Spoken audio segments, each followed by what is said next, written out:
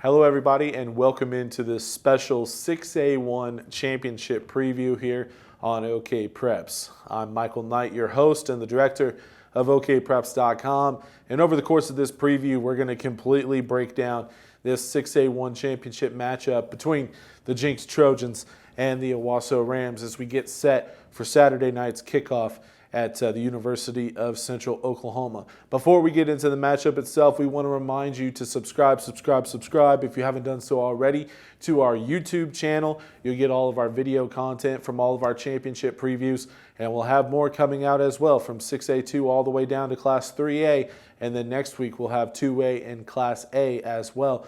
You'll get all of our championship previews, you'll get all of our video highlights as well, and we'll be on site at UCO. So you'll want to be sure to check out our YouTube channel at OKPreps.com for all of our championship highlights on Friday and Saturday.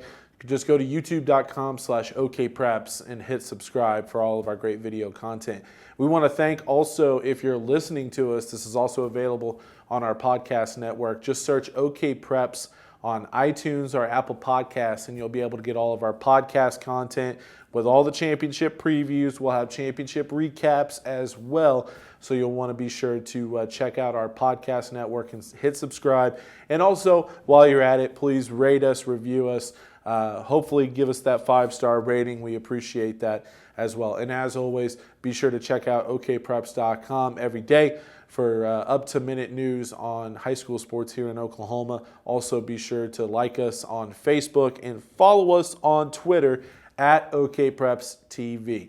All right, now that that's out of the way, let's dive into this 6A1 championship matchup. We got the Trojans, we got the Rams. We've had a week now to digest this matchup. And let's first, before we dive into the two teams, let's tell you how they got there. And let's start with the number 1 ranked Owasso Rams. You see there as they started the season opening it up against a team from Arkansas, Bentonville West. Former McAllister head coach Brian Pratt and Bentonville West welcomed in Owasso.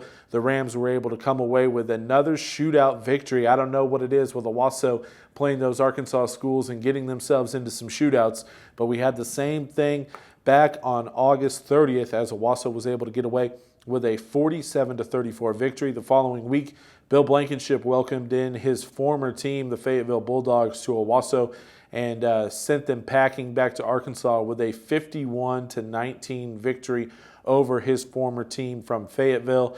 And then on September 13th, it was the 1-versus-2 clash as Owasso would take on Broken Arrow on the road, and the Rams would make a statement, winning it 42-19. They would take over the number 1 ranking at that point in the season, and they would not relinquish it. As you see on down the schedule, they were able to take care of Union after a bye week in September, shut out Edmond North, blow out Norman North, blow out Southmore. Then came an interesting matchup in late October as they had to go on the road to take on a Mustang team that was still fighting for the district title. They would walk away with a 24-10 victory, and then they would beat Moore to wrap up the regular season. They beat Putnam City North to wrap up the regular season. Then they would open up the first round against Norman for the second consecutive year. They would fall down 14-6 in that matchup halfway through the first quarter, and then as you see, they would go on to win it 52-14, setting up a semifinal matchup with the Broken Arrow Tigers, a rematch from a game that we saw back in week 2, back on September 13th. And in the rematch, Owasso would still hold on to knock off Broken Arrow for the second time this year and punch their ticket to the state championship game. It'll be their second championship game in the last 3 years. They lost in the semifinals last year to Broken Arrow before Broken Arrow would go on to win the state championship.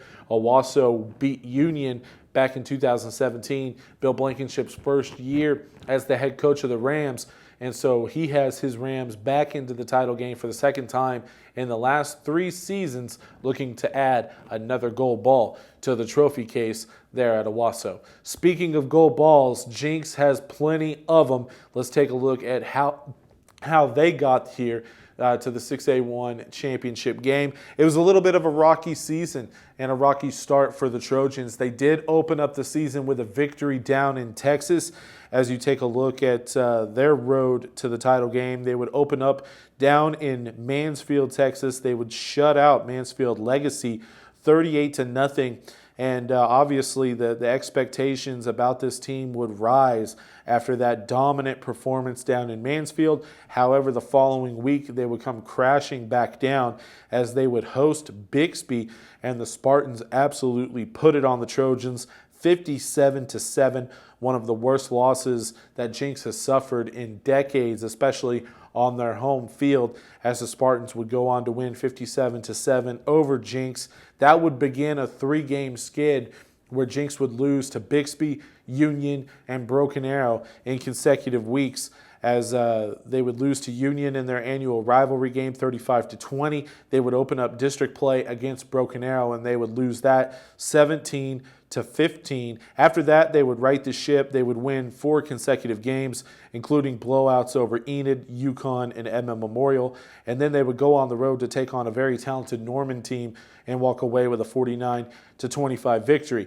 Then came a clash with Edmond Santa Fe in early November, and Santa Fe would stun the Trojans 33-30, as Santa Fe would make plenty of noise this season by knocking off not only Jenks, but also Broken Arrow on their home fields this season. Santa Fe would end up being the district champion, and Jenks would go into the playoffs as the 3 seed behind Santa Fe and then Broken Arrow. And Jenks would actually have to go on the road in the first round of the playoffs. They were actually fighting for their playoff lives in their Week 10 matchup against Westmore.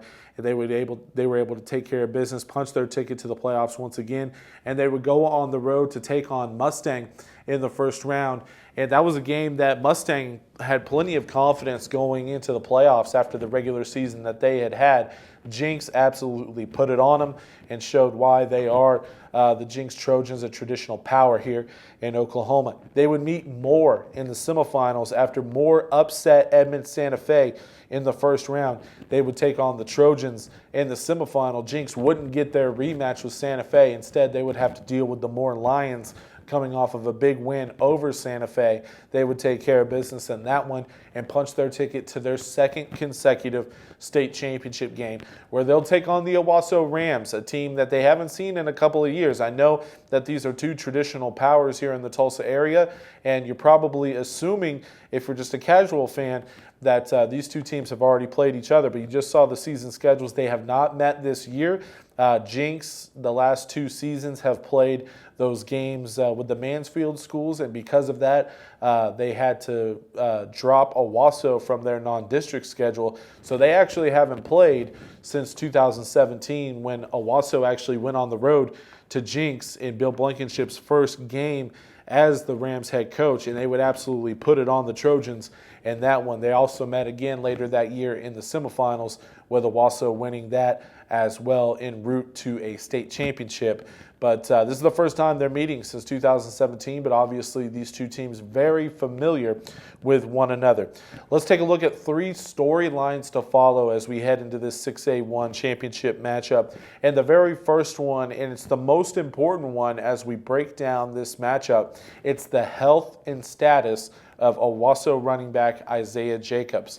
Isaiah Jacobs, without a doubt, one of the top running backs in the state of Oklahoma when he's healthy, and he hasn't been healthy. He hasn't played since late September. He's been out with a leg injury, and by all indication, he could be ready to go by the championship game on Saturday night, or he could not play at all. And so it's going to be a big deal to follow whether or not Isaiah Jacobs is able to play for the Rams. If he's able to play, Owasso, who already comes into this matchup as the favorite at undefeated 12-0, number 1 in the state. But if they have Jacobs back into the backfield and able to run even close to full strength, that gives them even more firepower. It makes them even more of a force to potentially win the 6A-1 championship. So that's certainly something to follow here as we look at the 6A-1 championship game. Another one is, without a doubt, in my mind, this is the matchup to watch. Jenks' offense against Owasso's defense. Because when I look at the matchup vice versa, Owasso offense versus the Jenks defense is going to give up points. They're not going to be able to completely shut down Owasso's offense regardless of if Jacobs plays. Owasso offensively has been playing so well for so long, I don't see them getting slowed down. And so the key is Jenks offensively needing to keep up with Owasso, because Owasso is going to be able to score points. You know that going into the game. So the biggest key in my mind as far as matchups go in this game is the Owasso defense taking on the Jenks offense. If Owasso defensively can limit what Jenks does, they're going to be able to pull this one away. Jenks needs to stay in the game. Like I mentioned, they're coming into the game as the underdog, and maybe rightfully so because of the seasons that both teams have had. But Owasso offensively, they're going to score points. Jenks, they have to be able to keep up. They can't get into a hole early on. Otherwise, that snowball effect will start to happen. Jenks offensively needs to be able to keep up. And Owasso defensively, if they can force some turnovers, if they can give their offense some extra possessions, they will be in for a successful evening on Saturday night. And then the final storyline isn't much of a storyline. It's something that we've seen over the last 2-3 decades with the Jenks football program. And all I have it listed as is Jenks magic. And we've seen it over the last 3 decades or so here in the state of Oklahoma. If you've been watching high school football for the last 25 years, you know exactly what I'm talking about. Jenks hasn't always had the best team on the football field, but more times than not, they come out on the winning side.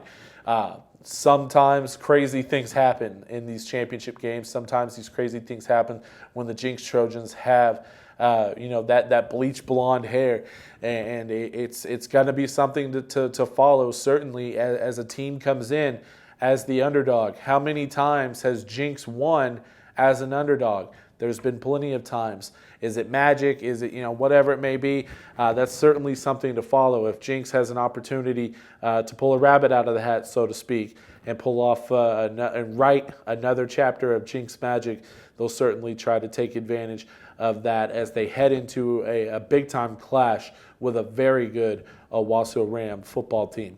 All right, now let's talk with the coaches in both of these matchups. We're going to start with the Owasso Rams. I'm going to throw it to myself. We've got 3 interviews coming up for you here on our 6A-1 preview, looking at the 6A-1 championship game. Coming up, we're going to start things off with Owasso head coach Bill Blankenship. We're going to start in his office, previewing the game, talking about his ball club. From there, we're going to go to Jenks, talk with their head coach, Keith Riggs, and then we're going to give you a little different look as well.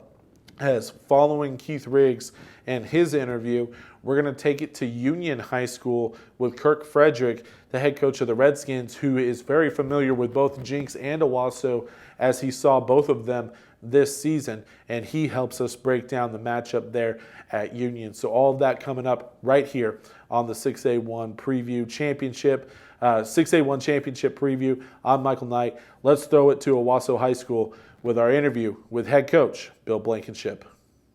We continue our 6A-1 state championship preview here at Owasso High School, sitting down now with Owasso head coach Bill Blankenship. Coach, let's start with getting here first. Obviously, it's been a long season. You come in 12-0. Just talk about the journey to making it to the championship game. Michael's just one of those special years. Thought we had a chance, but until you go through the gauntlet of, Bentonville West, Fayetteville, Broken Arrow over there, Union, you knew those first 4 were going to be brutal. And to be able to survive that and still didn't have a big mark on our resume was pretty awesome. And so our guys embraced the idea that we couldn't live in September. We had to keep moving. And I think we just kept getting a little better. At what point, because obviously, you know what a championship team looks like, at what point did you, come to the realization that this year's squad had a chance to at least be there in the end? I think after those first 4 weeks, we knew we had the pieces. I'm pretty cautionary when I talk to our guys because I've just been down the road a few times, and you know, I've seen really good teams tail off at the end, and I've seen teams come out of nowhere. And having been a part of going back to the Union Jinx thing for so many years, it taught me some lessons. And the lesson was clearly the team that kept improving typically won in the end. And so you couldn't really make a case for, oh, the team that lost always wins, or the team that won never wins, or it does. I mean, because every scenario has been played out. But what is consistent is those teams that, you know, sit on their laurels because they feel really good about themselves don't make it in the end. Let's go back to this off season, because you won in your first year here, but you also took the job in January, Right. and so you were, you know, you had to fast track your off season, so to speak, leading up to a championship. Obviously, things worked out. You had a fantastic team, some great players that ended up playing at the Division I level. Sure. This year, this off season, I gotta feel like it was.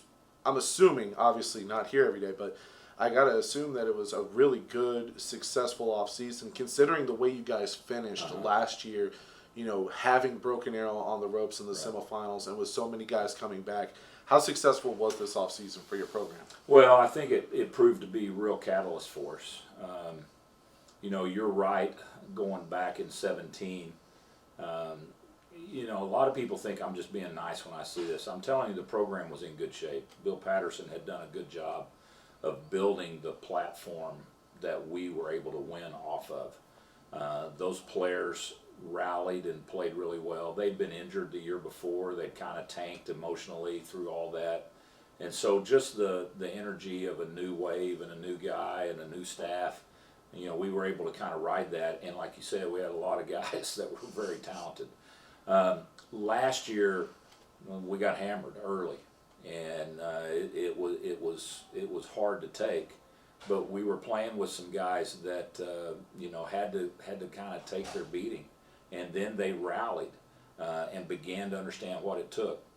I think the game against BA in the semis was in itself the tipping point to say, look what you can do if you buy into the process, if you invest, if you believe in your coaching staff and all the things that go with that.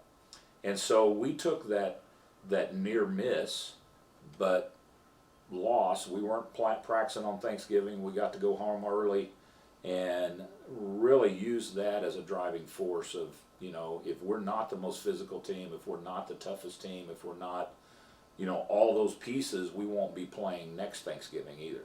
And the guys really embraced it. Jordan Johnson, our strength coach, is fabulous.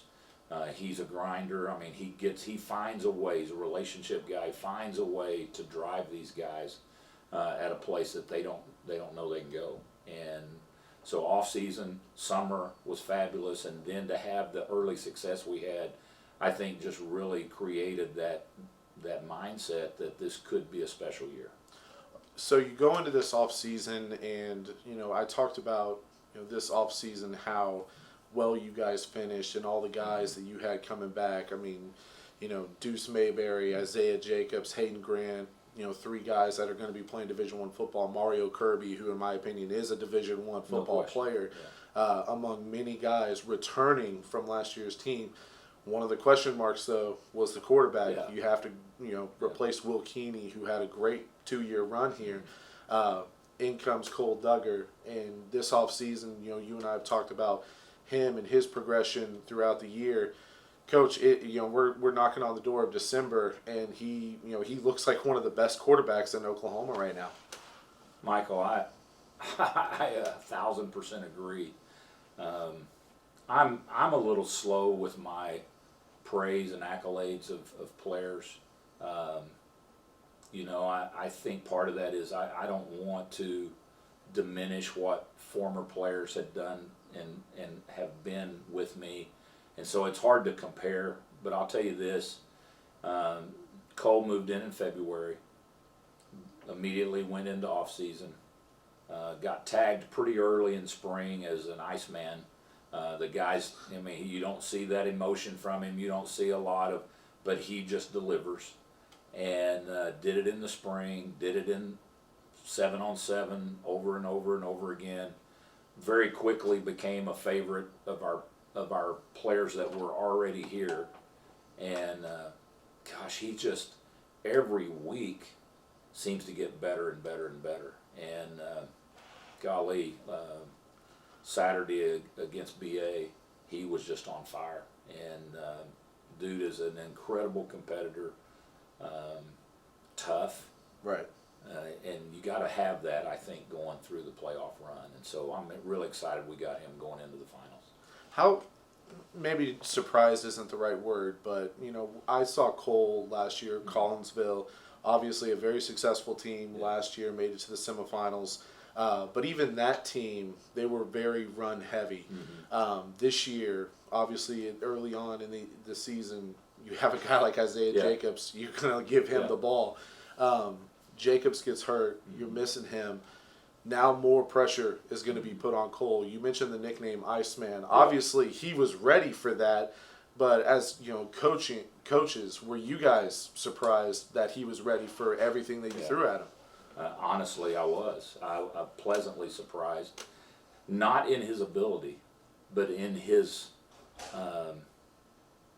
just the way he could handle everything. He is you know, you hear it all the time, the guys that are students of the game and they're gym rats and the guy watches film. I mean, he studies it. He knows what's going to happen game time and knows how to respond. He asks the really good questions. You know, a lot of guys can do those things, but they can't deliver it on the field. Some guys can deliver it on the field, but they don't have that other part of the package. And I had no idea. I mean, this is my first year with him. I mean, the guy was a really huge blessing. Came in, competes for the job, takes over, and man, we never looked back. I mean, if you'd have told me this time last year we could find a guy that was going to take Will's spot and be as productive as he was or more, I mean, I'd have thought you were crazy. But Cole has done that. Now, in fairness, Cole has a great surrounding, you know, cast. I mean, this early in the season, he did benefit from having Isaiah back there to take pressure off. But once that was gone, it didn't matter. I mean, we're finding guys and delivering the ball. He's throwing strikes, and there is no one go-to guy. That's what I love. I mean, we got 6-7 guys making plays every week, and it's really encouraging. You and I talked before we hit record here, 6A-1 as a whole this season, and most times 6A and 6A-1 is pretty predictable. Year in and year out, you have your Owassos, your Broken Arrows, your Jenkses. Well, you're being nice. Usually it wasn't Owasso in there. Well, now it is. Now it's Owasso in that conversation. We talk about how you know, somewhat predictable the East versus West dominance is. 6A-1 was wide open this year, and the one thing that I said before we sat down here is the one consistent through all of it was Owasso. Week in and week out, you guys were taking care of business. Did you ever, you know, step back and look at what else was going on around the state and think, man, you know, we're pretty fortunate here where, you know, Union's tripping up, Jenks had a slow start, Broken Arrow tripped up a couple of times. The one consistent theme in 6A-1 all year were the Rams.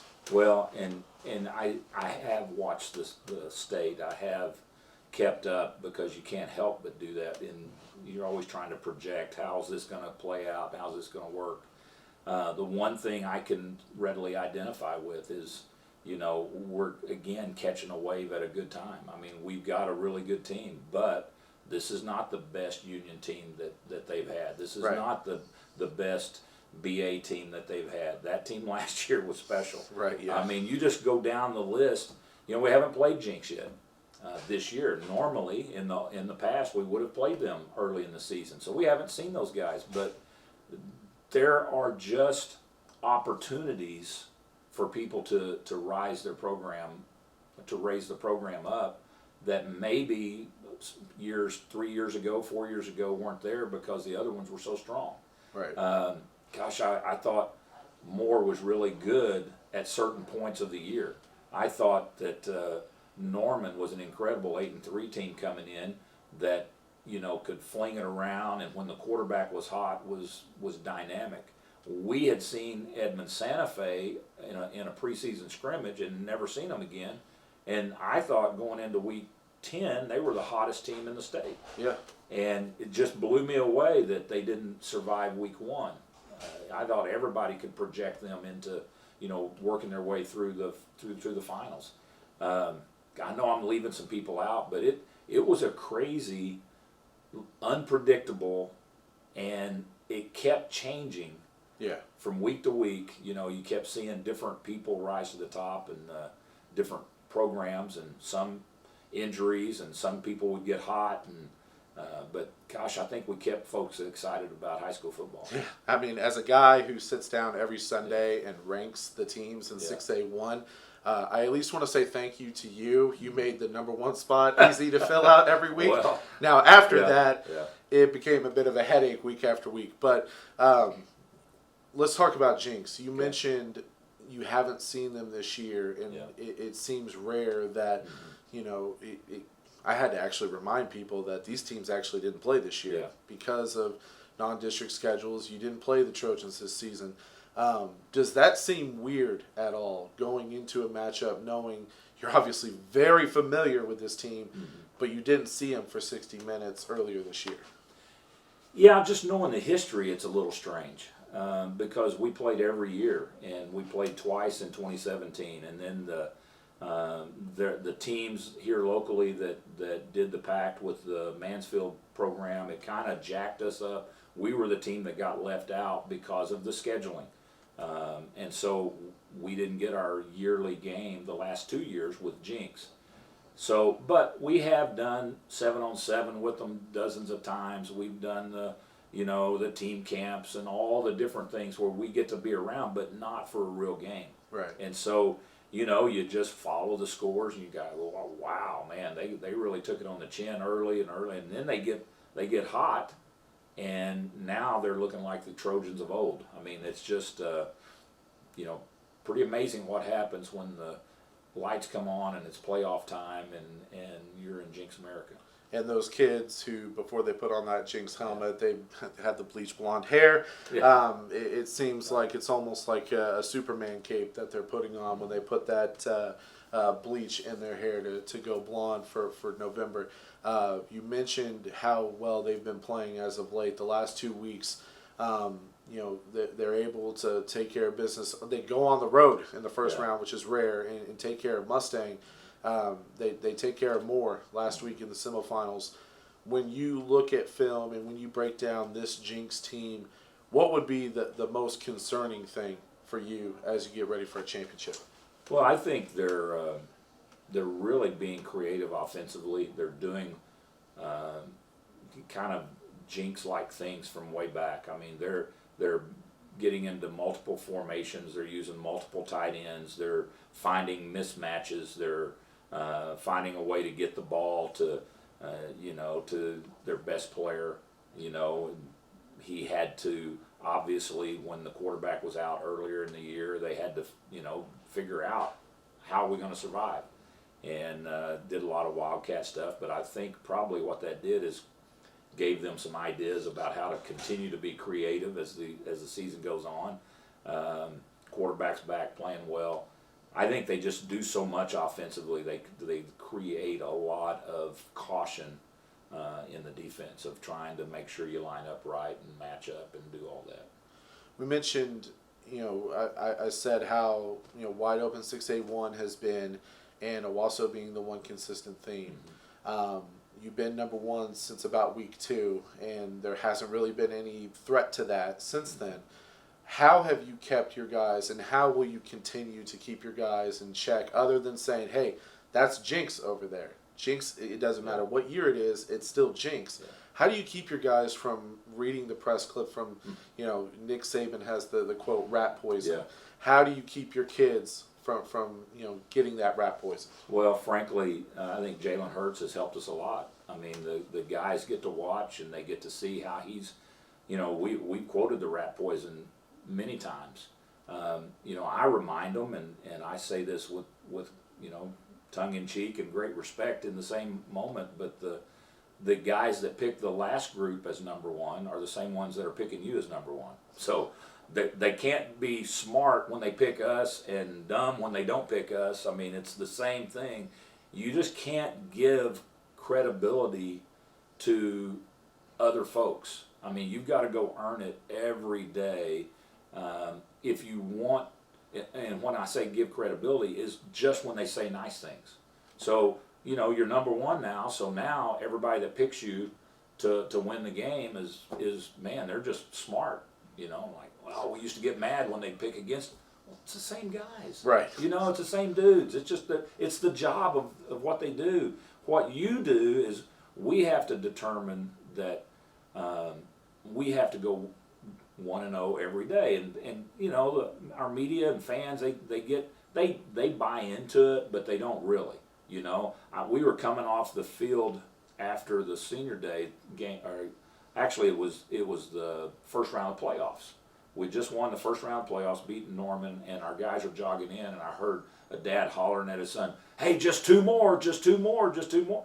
Dude, you know, I remind them 100 times. Let me tell you, if you don't beat BA, there ain't no another one. I mean, Right. You know, every week you have to see it as a championship game. And I'll say it again, you know, Jenks doesn't have to beat us 3 out of 5. They Right. don't have to beat us 4 out of 7. Yeah. It's a one-game championship. And when you embrace that, I'm good coaching in either locker room. You know, when you know that it's a one-game shot and you can do that, I can be the underdog and I can be the guy on top, and I'm just telling you, I'm going to get our guys ready to the best that I can of embracing what it takes to win one game. Final question, easy question for me to ask. What's going to be the biggest key for Owasso to walk away with a second gold ball in the last 3 years with a win over Jenks? I think to stay true to who we are. I don't think we need to change our identity to win this game. I think we've got to be who we are. I need Cole Duggar to keep being who Cole Duggar has been for 12 games. I need Triplet and Dye at linebacker to be the same linebacker. We don't need extra Superman effort, but we've got to do our job. And if we'll do our job and we'll play within the framework of this team, I think we'll come out with a win. Coach, thank you. As always, I always appreciate your time. Congratulations on getting here, and here's to hoping that that Ram bus back up the Creek Turnpike's coming home with a gold ball from Edmond. I appreciate that. We're excited to be in the championship, and good to talk to you again, brother. Coach Blankenship, I'm Michael Knight, and let's now throw it over to Jenks High School. I'm going to be just tossing it over to myself now as we sit down with Jenks head coach Keith Riggs. From Owasso High School to Jenks High School, we continue our 6A-1 championship preview. Now sitting down here with Jenks head coach Keith Riggs. Coach, let's start with the season that you guys have had, the road to get here. Kind of unconventional, a little bit of a slow start, but injuries had a lot to do with it. You know, coming into this year, what were obviously at a program like Jenks, you expect to be contending for championships year in and year out. What were your expectations coming into 2019? Well, I think regardless of what we have coming back, expectations are high here at Jenks, and we had high expectations this year at the beginning of the year. We knew we were inexperienced, 3 returning starters on each side of the ball, and then, you know, as you mentioned, a couple of injuries early. So got a little bit of a slow start. We still saw a lot of good things from our team early in the year through some of those games, and so it was really just a matter of you know, sticking with the game plan and continuing to work and continue to improve in some of those areas, and all that has paid off for us. Now, you know, we mentioned some of the injuries that you guys had to deal with early on. You know, you lose to Bixby Union, broken out to kick off the district slate. I mean, as a coach, how did you, you know, continue to remind your guys? It's a long season. I mean, at that point, it's still September. You had a long season ahead of you to continue to play. How did you continue to remind your guys about that fact that there was a lot of football left on the table? Well, that's always a challenge when you face some adversity like we did early in the year. But, we were seeing really good things on film, even in the losses. Our kids were seeing that as well. So they knew we just had to fix some things. One of the great things about playing such a challenging schedule early is you identify those areas where you really need to improve. And our kids saw that, our coaches saw that, and we really just knew we had to keep working and continuing to improve to get where we needed to be. One of the guys who has been instrumental this season is Will Cox, and he's obviously done a variety of things for you this year. Very versatile athlete, and coming into the year, a question that I had was how do you replace a guy like Noah Hernandez offensively and defensively? And I think we found that answer with Cox. He's had an outstanding season playing both sides of the ball, and then a few other positions on the offense as well. Yeah, I think if you had to narrow it down to one word, it'd be versatility, just like you mentioned. In his career, he has played corner, safety, linebacker, running back, quarterback, and receiver, and does a great job at all of them. But he's a great team leader, great young man, very intelligent, as well as great football intelligence on the field. So he has been such an important factor in our progress and our growth as a team this year. Another guy that had to be replaced was the quarterback position. You went from one 3-year starter to potentially another 3-year starter with Stephen Kittleman. Talk about his growth at that position this season. I mean, obviously he had a little nagging injury early on, but talk about his growth at the quarterback spot the last couple of weeks. Well, we've always been excited about Stephen and his potential, and his opportunity to work under Ian, I think, was really important. He would tell you that. But he has just, continued to improve each and every week. The decisions he's making on the field, his reads in the passing game, and has really come on strong these last several weeks. Now, you close out the season.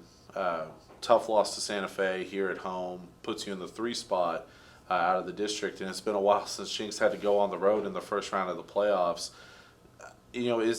How was the mindset around here going into the postseason? Obviously, I've walked around campus today, plenty of guys still with the bleach blonde hair, so it's business as usual. But at the same time, it felt a little different. It had to feel a little different where we're used to opening up at least with one home playoff game. Now we have to go on the road to face a Mustang team that has plenty of confidence after the season that they've had. Well, certainly it was a little different.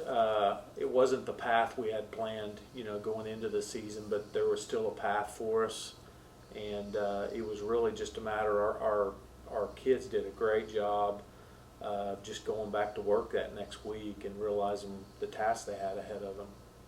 Well, your guy, obviously, you take care of business with Mustang, you punch your ticket to the semifinal, and then you get more instead of the team that won the district in Santa Fe. And we can have a little fun here because it's in hindsight now. Were your guys a little upset that they didn't get another crack at Santa Fe? Well, I think they certainly were looking forward for a chance to avenge that loss. But, when you get to the semifinals, whoever you're going to play is going to be a really good football team. And we tried really hard. Sometimes it's difficult, but you have to look at it one game at a time, and you can't play the second game if you don't win the first one, and so on. So our kids did a great job of preparing for each of those games. You take care of more, you punch your ticket to your second straight state championship game. What can you take away from last year's experience? For you as a head coach as well, what can you take away from the experience that you gained last season coming into this year, this week? Obviously, full disclosure, we're recording this the day before Thanksgiving. It's the off week before the championship game. What can you take away from last year to help you in your preparation this year? Well, just the experience of going through these 2 weeks already last year, knowing, there's more media involved, both for me and for our kids. A lot of people want to talk to them these next couple of weeks. So the attention, just how to handle that and go through that. And then just, it's going to be the biggest, toughest game our kids have been through. And so for those that experienced last year, relying on the experience and know what it's going to feel like, knowing how to deal with the ups and downs as the game goes along, all of that, just experiencing that in the past is going to be helpful for us. You get the Owasso Rams for the state championship, a team that has been ranked number 1 since about week 2 when they knocked off Broken Arrow, and undefeated record. Very familiar with that program, but you take a look at the schedule, and we mentioned this with Coach Blankenship as well, and you guys didn't play each other this year, and you didn't play each other last year as well, and so you just kind of assume that this is probably a rematch from something that we saw already in September, but that's not the case. How's the dynamic there? Because you're so familiar with one another as coaching staffs, players, they all know who each other are, what they bring to the table. But at the same time, you haven't seen each other, on the field this year yet. Yeah, I don't know. We are very familiar with each other. We see each other in the summer in passing league and 7-on-7 tournaments. So it's not like we haven't, gone against each other in some form of competition. But it is, we played them. Owasso and Jenks played each other for so many years. It is a little different these last 2 years. Having not seen them in the regular season. You get Owasso for a gold ball.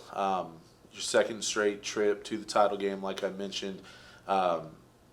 You've had an opportunity to look at plenty of film at this point. What is the one thing that stands out when you look at Owasso on tape? Well, I think just they're a really complete team. You don't see many weaknesses. Great receiving core. Duggar, the quarterback, is playing great football right now. Their offensive, defensive lines are really good. Their secondary, they're all back from last year, so a great deal of experience, and their linebackers as well. So just really, in all phases, very complete, well-rounded team. How do you prepare for what could be, Owasso's secret weapon, so to speak, with Isaiah Jacobs, who's missed a lot of time, but from everything that I've heard, he could be back, maybe not. But at the same time, how do you prepare for a potential game-changing player like he is, one of the better running backs in Oklahoma, who may or may not be playing? I mean, how do you prepare for that as a coach? Well, it's hard to prepare for a guy like that when he's playing. All we can do is prepare based on what we've seen them do. We've got some film from when Isaiah played, and some film when he wasn't playing. So we're going to do the best we can to prepare for what they like to do when he's in the game and when he's not. Now, you mentioned Cole Duggar, their quarterback, who he actually outplayed, or statistically wise, outplayed Will Keeney the last couple of years. He set the Owasso record for most touchdowns in a season. Broke Paul Smith's record, pretty big name in Oklahoma. How do you go about defending him? Because you watch him, and talking with Coach Blankenship, apparently his nickname around Owasso is Iceman, which kind of is fitting because he's calm, cool, collected, doesn't make very many mistakes. Well, he doesn't, and his ball placement, on deep balls. Just watching film and having watched the semifinal game, he's so good at what he does, and so it's going to be a real challenge for our secondary. Now, going into the championship game, your guys have experience playing in it a year ago. Obviously, a little new look as far as playing in a Owasso team that you haven't seen this year.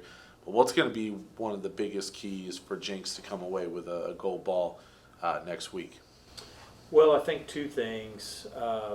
We've got to take care of the football.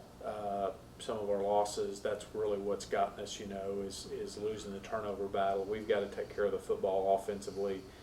And then defensively, we've got to minimize explosive plays. They have a very explosive offense. They're averaging, 8 to 10 explosive plays a game, and so we really have to do a good job of minimizing those big plays. Thank you so much, Coach, for your time. Congratulations on getting here, and looking forward to making the trip over to Wantland to see you two Tulsa schools battle it out in Edmond. Thank you, Michael.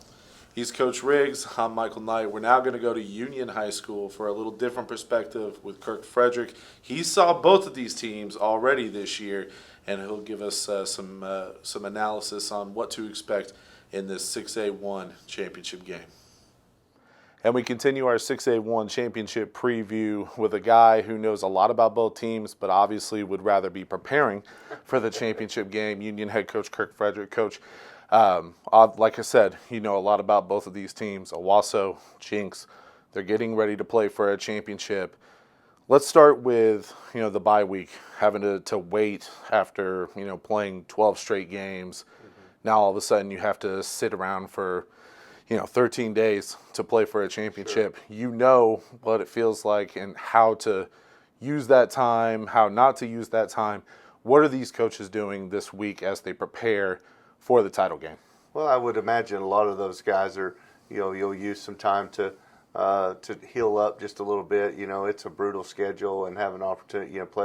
Both teams played a tough, playoff run so far. A couple of tough games, and then just the thing that you have to guard against as a coach is you'll watch too much film. You'll try to, hey, how about if we did this? How about if we did this? And you'll have a tendency to want to add 8 new wrinkles because of how much time you have ahead of time. But, I think probably the best recipe that helped us is to try to look at a way to peak, that day right before the championship game. And, if you try to do a lot of your work early on, and then you just have, 4 or 5 different days of walkthrough leading up to, you'll drive yourself nuts doing that. So I'd imagine they'll slowly get through this week. Obviously, practice on Thanksgiving morning, I assume. That's a special deal, and that I definitely will miss this year for sure. And and then just hit it full speed next week and treat it like it would be any other game. At what point do you have to check yourself as a coach or as a coaching staff collectively to say, okay, I know we have this much. You mentioned the over preparation and throwing too much at these kids, too many different wrinkles. At what point do you need to, slow down and, kind of like what you said, kind of go back to basics as you prepare for a big game? Well, I think it was Bum Phillips, and anybody watching this probably have to Google Bum Phillips. But I know Bum Phillips, but dance with the one that brung you. It's. I don't think they're going to change a whole lot, but again, you'll start your game plan and you'll get 4 or 5 days into your game plan, and you'll say, this is exactly what we think works best, and then you'll start watching some more tape, and you'll start to see a couple of things and say, well, how about if we change rotated coverage this way, or how about if we blocked it this way? I saw this one team, because to your disposal, you've got all those different games, and you might have not seen in game 4, this is how they reacted to this motion, and start trying to add too much of that. So, I think, stay with what is best for you, and just again, fight the temptation to add more. The worst thing is boredom. Right? Yeah. Man, we've ran this same play over and well. There's a reason you ran it over and over. It's because it works. Right. Yeah. And so fight that boredom just a little bit and stick to what you know. So this matchup is interesting because it's Owasso, it's Jenks, and you just kind of assume that they've probably already seen each other this year. They haven't. Because of the Mansfield series, Owasso kind of got left on the outside, and because of that, they didn't play Jenks, and they haven't in a couple of years. And it's an interesting dynamic with this game because obviously they're very familiar with one another, but they haven't played on the field yet. When you look at some of the championships that we've seen, last year, BA and Jenks, that was the rematch. Union and Owasso a couple years ago, that was a rematch.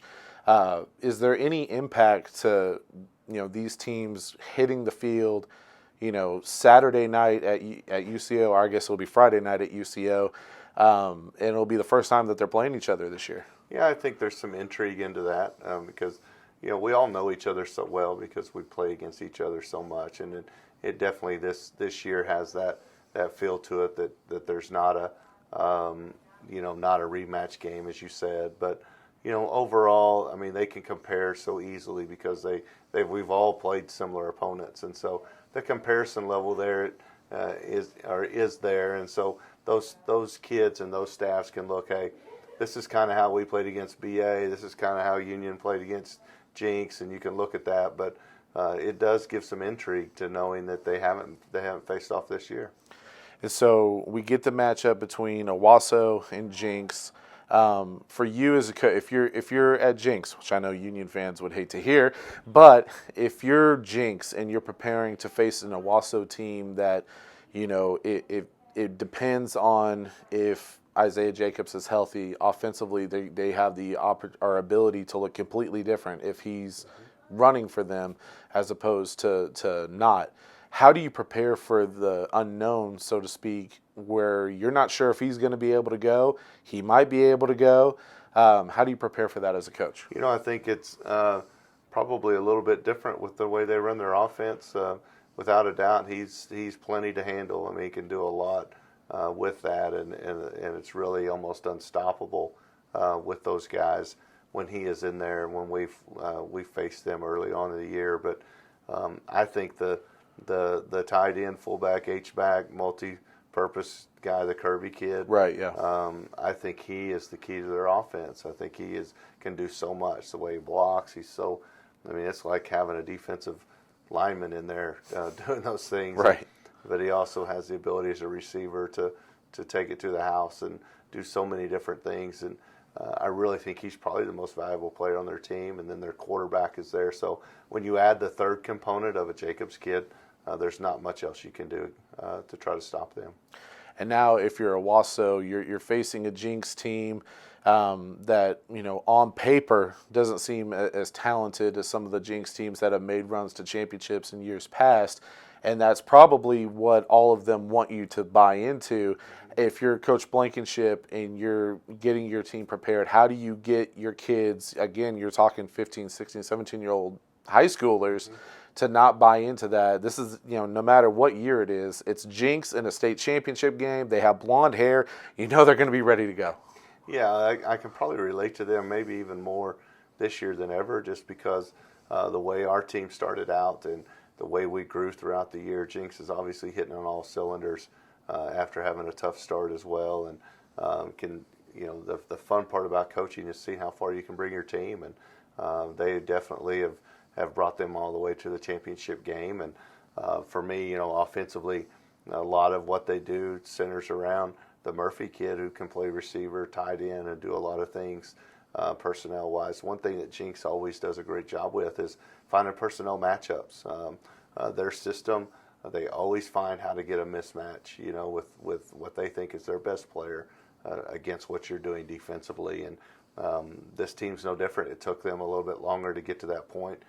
But again, some of that adversity will help you fight through some things. I think they're more, a little more battle tested possibly than maybe Owasso is, and kids as far as responding to adversity. And the Estes kid on the outside is just sneaky good, and the receiver that he has, and then the Wilcox kid at tailback, I think is a big key for them. I know he has to play both ways, but it's a championship game, and you just load up and you say, hey, we'll rest next week. That's right. That's exactly right. All right, we'll get out of here on this, Coach. Just like I said, I won't make you make a pick. But when you look at this matchup, like we talked about, very familiar with both teams, both programs, both coaches. How do you, what's one thing that you're looking forward to with this title game? Well, the thing that makes it a lot of fun is that when you get down to a championship game, the team only has to be good that night. We've definitely stole some championships here at Union from some teams that were better than us, but we just happened to play better that night. And you don't have to play a round of 7, or you don't have to play them 10 times. You only have to do it one time. And we've had some stolen from us, I think, from lesser teams, and then sometimes just the best team wins. And so to me, it's exciting. Two really good coaching staffs. Know a lot of the players on both teams, and it'll be fun for me to sit and watch that game. It's gut wrenching as well for us, and bittersweet, just because anybody who's who's been in the business as long as we have, you want to be in that game, and so for us, it'll definitely set some motivation moving on into 2020. Absolutely. Well, Coach, hopefully this time next year we're talking about Union in the championship game as opposed to you talking about the championship game. How about that? Sounds great. Thank you. Thank you for sitting down with me, Yeah. Coach, and good luck for the off season. Looking forward to seeing what you guys do in a bounce back year in 2020. All right, sounds good. He's Union head coach Kirk Fridrich. I'm Michael Knight. Coming up next, we got some players to watch. He mentioned several of them already, but we're going to break down some video of each player to watch from both teams here in the 6A-1 Championship Preview. All right, my thanks to all three coaches for joining us here on the 6A-1 Championship Preview, from Owasso head coach Bill Blankenship to Jenks head coach Keith Riggs. Also, special thanks to Union head coach Kirk Fridrich for joining us and talking about this matchup, giving us a little unique perspective as a coach who has seen both of these teams this year, giving us a different look, so to speak, in the 6A-1 championship game. This is our 6A-1 championship preview, and as mentioned, we're going to now take a look at some of the players to watch on both sides of the ball, and we're going to start with the Owasso Rams and their star quarterback, and I do mean star as he's rewritten the record books this season at Owasso. Their quarterback, Cole Duggar, who's had a phenomenal season throwing the football. I mentioned rewriting the record books. He broke Paul Smith's single-season touchdown record, which has stood since, the early 2000s, late 90s, early 2000s, when Smith was the quarterback at TU, when he was the quarterback at Owasso before going on to TU. Cole Duggar has surpassed those numbers. He's had a phenomenal year throwing the football. And we mentioned Isaiah Jacobs earlier, and we mentioned it in the interview as well with Coach Blankenship, and he talked about Duggar, and he talked about how he has taken that next step in this offense, even though Jacobs has missed time. Offensively, Owasso has the chance to be so dynamic if they're at full strength. But even without Jacobs, they've been arguably the best offense in 6A-1 this year. And a big reason behind that has been the play of Cole Duggar at quarterback. If Jacobs is unable to go, this Owasso offense is not going to miss a beat. They're going to go into the game confident, and it all starts at that quarterback position. And Cole Duggar, who is simply not afraid of the big moment whatsoever. You heard Coach Blankenship call him the Iceman. That's the nickname that he has rightfully earned, because in big-time games, he seems to play absolutely huge. As you just take a look at what he's been able to do in the playoffs alone, he's put up 2 huge games against 2 very good football teams, and he has to be playing with plenty of confidence going into Saturday night's championship clash. Another player to watch for the Owasso Rams, we go to the defensive side of the ball, Hayden Grant. Owasso defensively is so talented at all 3 levels, but it starts up front at that defensive line. And a couple of years ago, Owasso won a state championship. They had absolute stars on that defense. Josh Proctor, who was an All-American, ended up at Ohio State. Wayne Jones, a fantastic player as well. He's now playing in the Big 12. But it also started up front with Cortre Alexander. He set the tone defensively for that team that year. Hayden Grant can be that player for Owasso this season. He's a high motor guy at defensive end. He has the ability to completely impact a game. And we mentioned the matchup to watch earlier with Owasso's defense and Jenks' offense. Hayden Grant can completely disrupt that and knock off the momentum that Jenks has offensively, knock off their timing, and completely disrupt what they want to do in the passing game and the running game. Hayden Grant, without a doubt, a player to watch on an Owasso defense that has some pretty big names, including Deuce Mayberry in the secondary. There's several guys that you have to watch on this Owasso defense, but it all starts up front with Hayden Grant. If he's able to set the tone for this Owasso defense, it could be a long night for the Jenks Trojans. When you take a look at the other side of the matchup with Jenks and a guy who's going to be trying to avoid Hayden Grant all night, it's Jenks quarterback Stephen Kittleman. Just a sophomore. He's been thrown into the fire, so to speak, as the next number 9, the next guy in line in a long line of successful Jenks quarterbacks from Cooper Nunley to Ian Corwin to now Stephen Kittleman, and Kittleman gets his opportunity to write his name in the record books. And he's going to, like I mentioned, he's going to have to avoid that Owasso pass rush, specifically avoid Hayden Grant from making plays. He has to be able to stay poised in the pocket, be able to move, be able to keep his eyes downfield, and make plays even when he's pressured, because pressure is going to come. Owasso in that front seven, defensive coordinator Bobby Klink, he's going to dial up some pressure. He's going to dial up some blitzes, some things that Jenks isn't necessarily ready for. Kittleman has to be prepared. He has to be ready to move on the run if needed.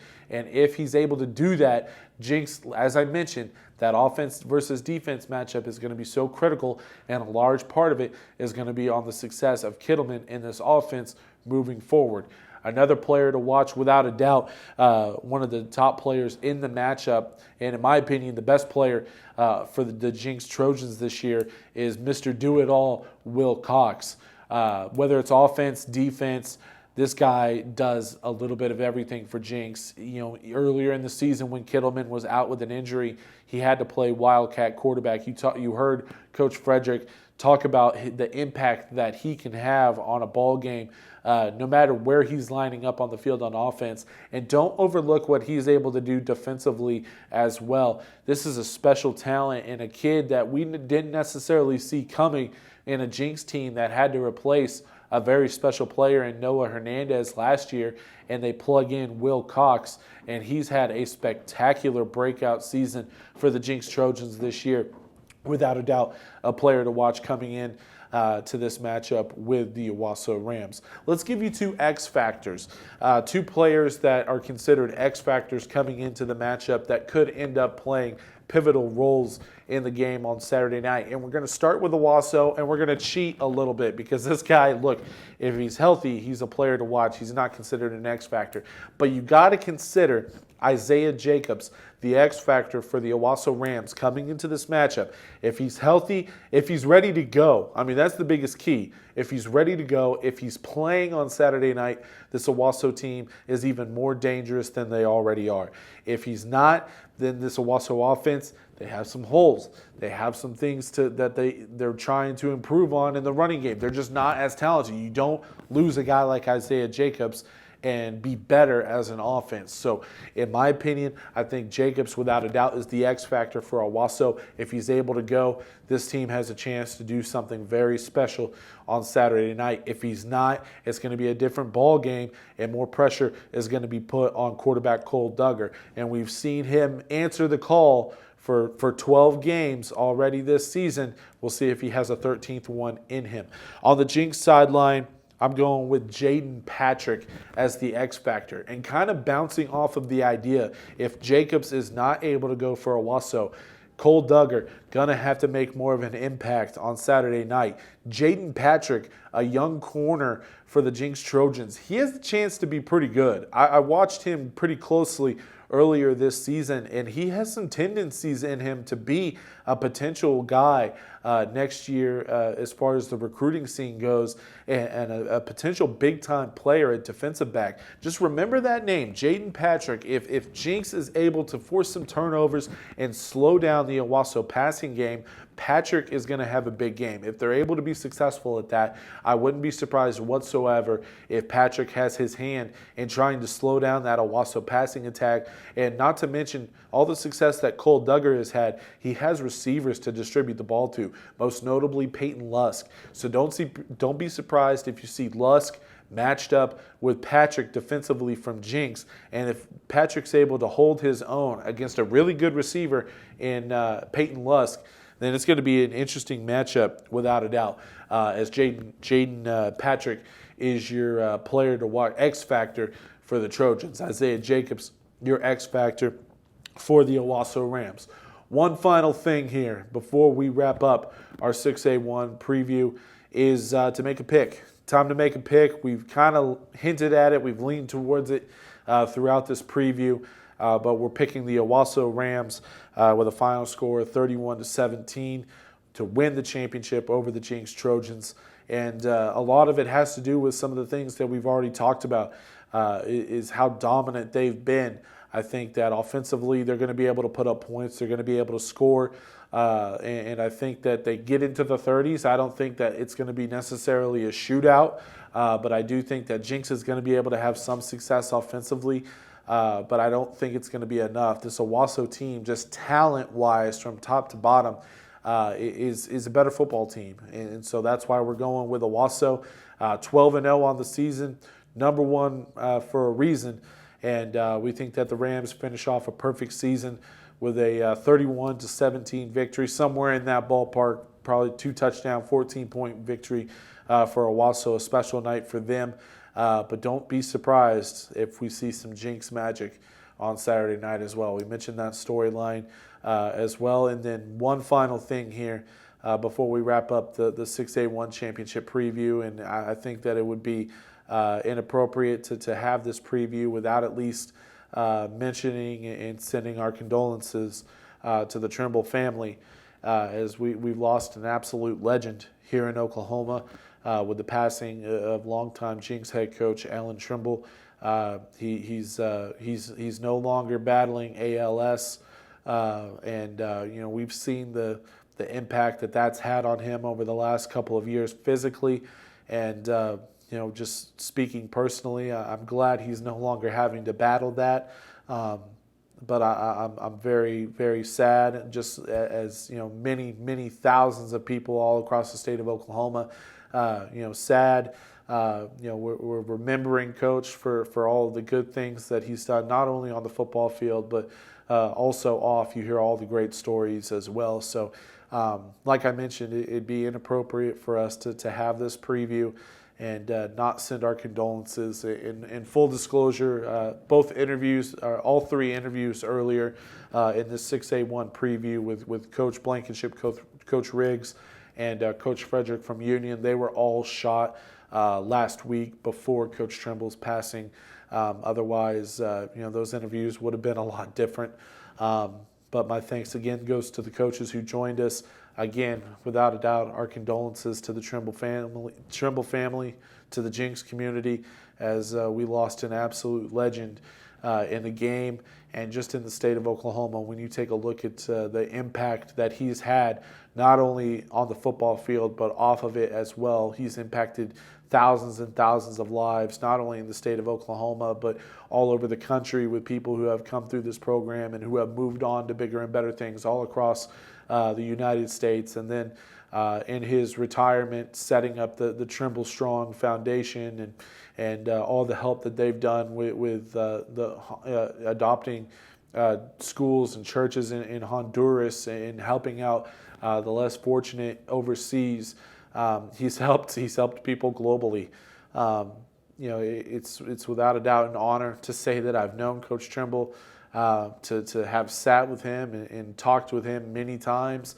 And it's a sad day, but as we've heard from his wife and his family, that he doesn't want us to be sad. He wants us to celebrate his life and celebrate the things that he's been able to accomplish on the field and off the field. And it's without a doubt a heavy heart here as I start to tear up, that we say we love you, Coach, and we're going to miss you, and Godspeed. But like I said, it'd be inappropriate to wrap up this championship preview without mentioning Coach Trimble and all the impact that he's had. So thank you, Coach Trimble, for everything that you've been able to do, not only for high school football in Oklahoma, but Oklahoma overall. We thank you, without a doubt. All right. There's no easy way to segue out of that, but that does it for this 6A-1 championship preview. Again, my thanks to all the coaches who joined us.